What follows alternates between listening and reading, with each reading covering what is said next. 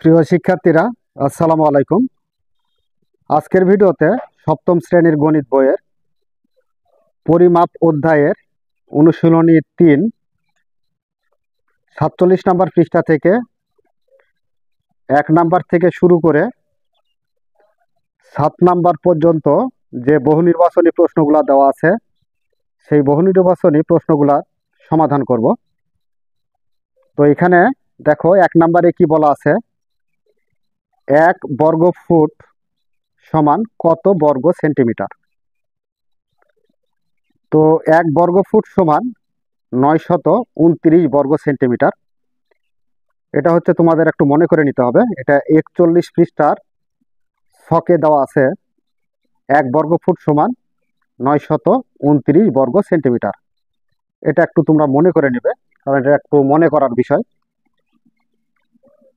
এরপর 2 নম্বরে কি বলছে, 2 নম্বরে বলছে একটি ঘনকের এক ধারের দৈর্ঘ্য 3 মিটার হলে তলগুলোর ক্ষেত্রফল নিচের কোনটি। তো আমরা জানি একটা ঘনকের 6টা তল থাকে, তো 6টা তলের ক্ষেত্রফল নির্ণয় করতে হবে। তো প্রথমত আমাদের যে কাজটা করতে হবে সেটা হচ্ছে এক ধারের দৈর্ঘ্য দেওয়া আছে কত, 3 মিটার। তাহলে এক তলের ক্ষেত্রফল কত সেটা আগে বের করে নিতে হবে। তো দেখো যে একটা ঘনক, মনে করো যে এটা একটা ঘনক, এই ঘনকের তল কয়টা, 6টা।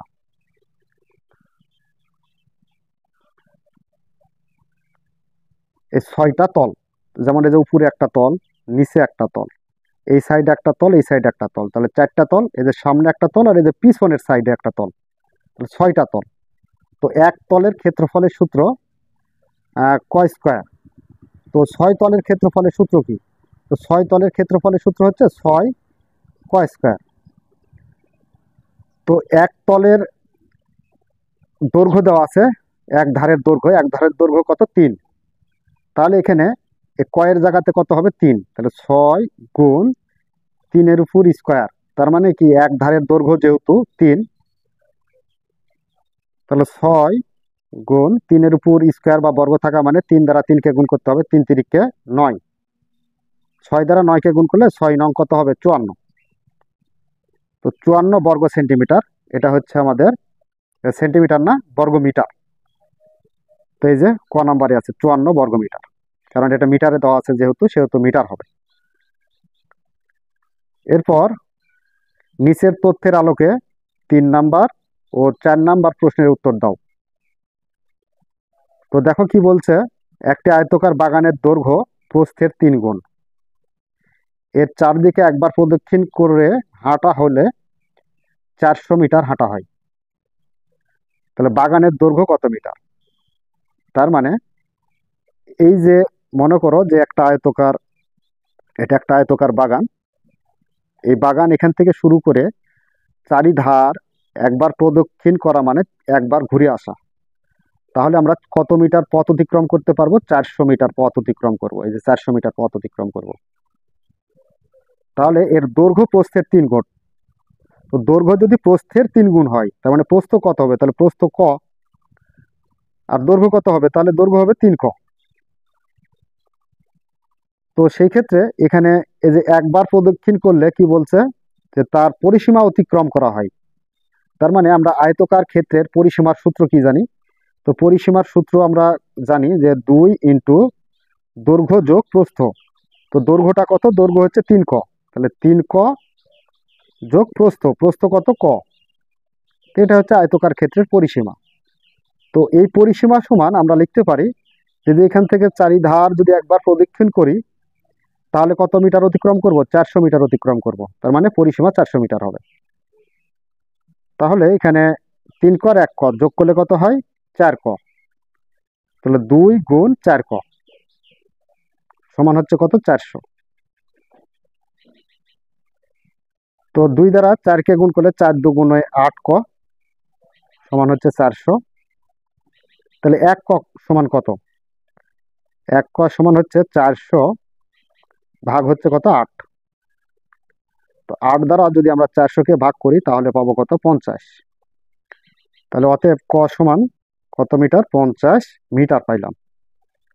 এই 50 মিটারটা কি? এটা হলো ক সমান আমরা কি ধরেছিলাম? প্রস্থ। তো এটা প্রস্থ পাইলাম। তাহলে দৈর্ঘ্য কত? দৈর্ঘ্য হচ্ছে যে 3 ক। তাহলে 3 ক হলো দৈর্ঘ্য। 3 গুণ ক এর মান কত? ক এর মান হচ্ছে 50 পাইছি, তাহলে 50 দ্বারা গুণ করতে হবে। তাহলে 3 50-এ কত হয়? 150। এই 150 মিটার হচ্ছে কি এটা? দৈর্ঘ্য। তো এখানে প্রশ্ন কি করছে? বাগানের দৈর্ঘ্য কত? তো দৈর্ঘ্য হচ্ছে 150 মিটার। আচ্ছা, এর পরবর্তীতে কি আছে? 4 নাম্বার। 4 নাম্বারে কি বলছে? বাগানের ক্ষেত্রফল কত বর্গমিটার? তো বাগানের ক্ষেত্রফল কত সেটা জানতে হবে। তো ক্ষেত্রফল জানতে হলে আমাদের দৈর্ঘ্য দরকার এবং প্রস্থ দরকার।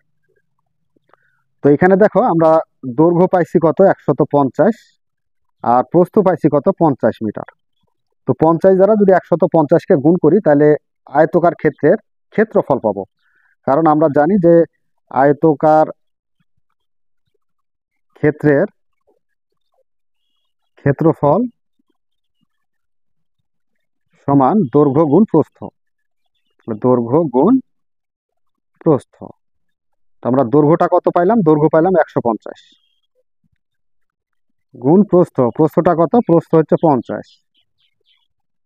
তো মিটারে মিটারে গুণ করলে বর্গ মিটার হয়। বর্গ মিটার। তো এবার এই যে 5 দ্বারা 15-কে গুণ করো, 5 পূর্ণাঙ্ক কত হয়? 75। আর দুইটা শূন্য আছে, দুইটা শূন্য তুলে দাও, তাহলে 7500 বর্গমিটার।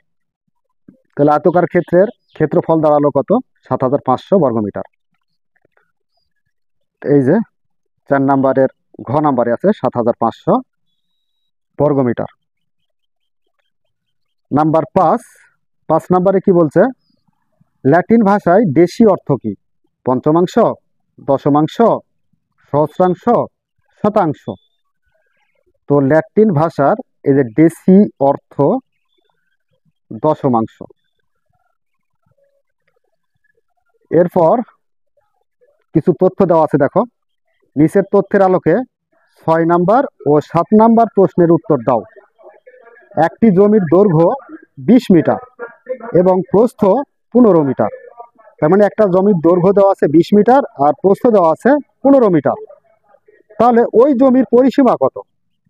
তো পরিসীমা, আয়তকার জমির পরিসীমার সূত্র আমরা কি জানি? পরিসীমার সূত্র আমরা জানি যে 2 ইন্টু দৈর্ঘ্য যোগ প্রস্থ। 2 ইন্টু দৈর্ঘ্য যোগ প্রস্থ। তো 2 ইন্টু দৈর্ঘ্যটা কত? দৈর্ঘ্য হচ্ছে 20 মিটার যোগ প্রস্থ। প্রস্থ কত? 15 মিটার। 2 ইন্টু 20 আর 15 যোগ করি, তাহলে হচ্ছে 35। 35-কে 2 দ্বারা গুণ করতে হবে। 35 দুগুণ কত হয়? 70 মিটার। তাহলে 70 মিটার হচ্ছে ওই জমির পরিসীমা। 6-এর এই যে খ নাম্বার 70 মিটার। এবার সর্বশেষ 7 নাম্বার। 7 নাম্বারে কি বলছে? ওই জমির ভিতরে 2 মিটার চওড়া একটি রাস্তা তৈরি করা হলো। রাস্তা বাদে জমির ক্ষেত্রফল কত বর্গমিটার? তো একটি জমির দৈর্ঘ্য দেওয়া আছে 20 মিটার, এটা রাস্তা সহ, এবং প্রস্থ আছে 15 মিটার, এটাও রাস্তা সহ। তো এবার কি বলছে? যে ওই জমির ভিতরে, মনে করো যে এটা একটা আয়তকার জমি, এই জমির দৈর্ঘ্যটা হচ্ছে কত মিটার? 20 মিটার। প্রস্থটা হচ্ছে কত মিটার? 15 মিটার। এখন এর ভিতরে কয় মিটার? 2 মিটার রাস্তা তৈরি করা হয়েছে চারিধার। তার মানে যে এই সাইডে 2 মিটার, এই সাইডেও 2 মিটার, এখানেও 2 মিটার, এই সাইডেও 2 মিটার। তো রাস্তা বাদে জমির দৈর্ঘ্যটা কত হবে? তো রাস্তা বাদে জমির দৈর্ঘ্যটা দেখো, এখানে এই যে এই সাইডে 2 বাদ যাবে আর এই সাইডে 2 বাদ যাবে। তাহলে প্রস্থ থেকে আমরা 2 2 বাদ দেব। আবার দৈর্ঘ্য থেকে 20 মিটার যে দৈর্ঘ্য আছে, তাহলে দৈর্ঘ্যটা আমরা 20 মিটার বাদ দিয়ে দিই। দৈর্ঘ্য হচ্ছে টোটাল ছিল 20, মাইনাস এর থেকে, যেহেতু রাস্তা করছে এই সাইডে 2 মিটার, এই সাইডে 2 মিটার, তাহলে 2 গুণ 2, তাহলে 20 থেকে আমরা 2 দুগুণ 4 বাদ দিই। দিলে পাবো কত, 16 মিটার। এই 16 মিটার হচ্ছে কি আমাদের দৈর্ঘ্য। এবার প্রস্থটা দেখো, তো প্রস্থটা কত দেওয়া ছিল, প্রস্থ দেওয়া ছিল হচ্ছে 15 মিটার। তো 15 মিটার রাস্তা থেকে দেখো এ প্রস্থ হচ্ছে 15, এ প্রস্থ হচ্ছে 15। তাহলে এখান থেকে এতটুকুর দূরত্ব কত, 2। তাহলে 2, আর এখান থেকে আবার এতটুকুর দূরত্ব হচ্ছে 2। তার মানে এপারের 2 আর এপারের 2 বাদ যাবে, রাস্তার অংশটুকু বাদ দিতে হবে। তাহলে 2 গুণ 2 দিলেও হবে। তাহলে 15 মাইনাস 2 দুগুণ কত হয়, 4। তাহলে হচ্ছে কত, 11 মিটার। এই 11 মিটার হচ্ছে কি রাস্তা বাদে প্রস্থ, আর রাস্তা বাদের দৈর্ঘ্য হচ্ছে কত, 16 মিটার। তাহলে রাস্তা বাদে ক্ষেত্রফল, রাস্তা বাদে ক্ষেত্রফল। তো ক্ষেত্রফলের সূত্র আমরা কি জানি, আয়তকার ক্ষেত্রের দৈর্ঘ্য গুণ প্রস্থ জানি, দৈর্ঘ্য গুণ প্রস্থ। তো দৈর্ঘ্যটা কত, দৈর্ঘ্যটা 16 মিটার দাঁড়ালো। তাহলে 16 গুণ প্রস্থ, প্রস্থ কত, 11।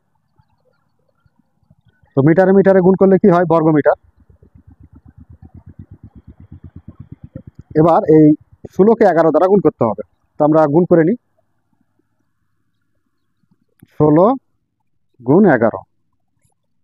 তাহলে এখানে 1 দ্বারা 6কে গুণ করলে 6, 1 দ্বারা 1কে গুণ করলে 1, 0। 1 দ্বারা 6কে গুণ করলে 6, 1 দ্বারা 1কে গুণ করলে 1।